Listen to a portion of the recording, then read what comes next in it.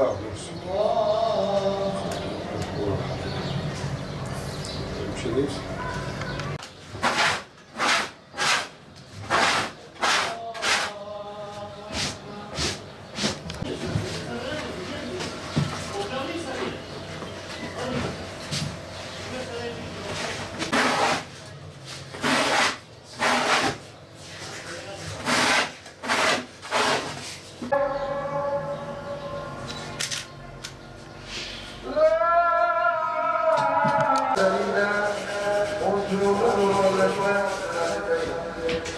Hayatımızı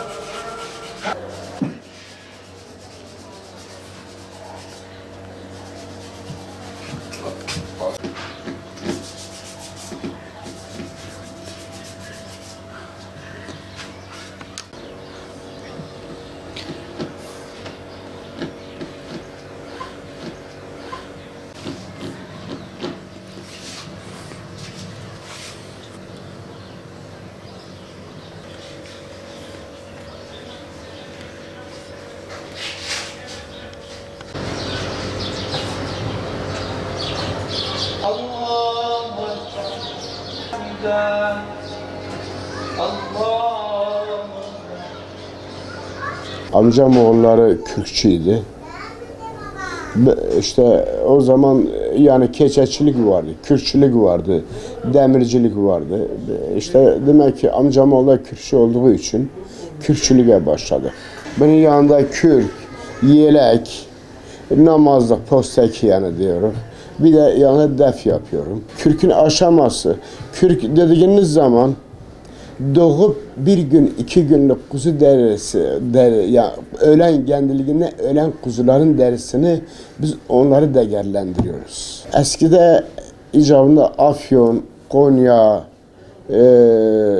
Tokat, Aydın gibi yerlerde gidip orada deri alırdık, gelirdik.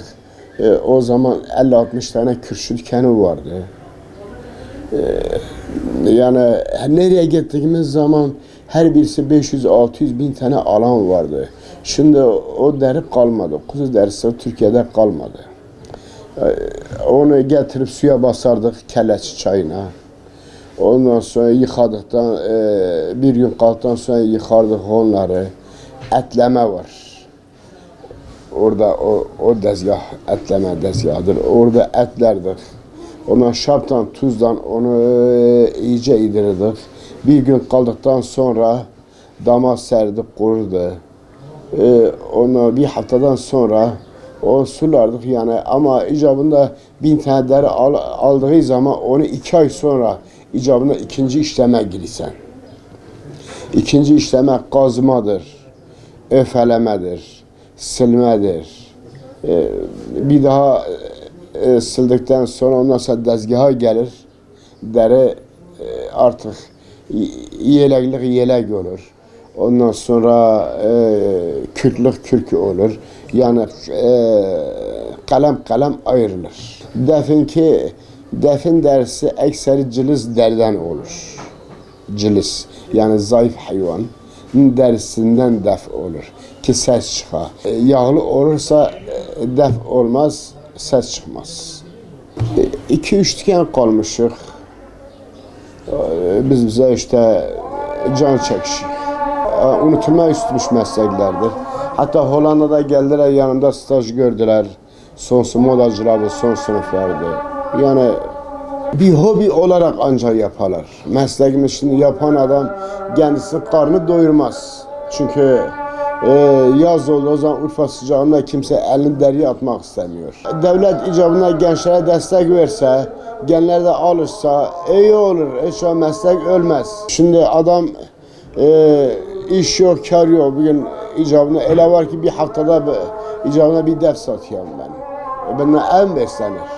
Ya ama başka iş daha yapamam bundan başka. Bu artık benim son şeyim. Şimdi def 60'tır, 70'tir. Küçükleri 30'dur. Kürk'te 2,5 milyar, 3 milyar, 7 milyar, 8 milyar kürk var. İşte bu pandemiden dolayı tam gelen yok yani.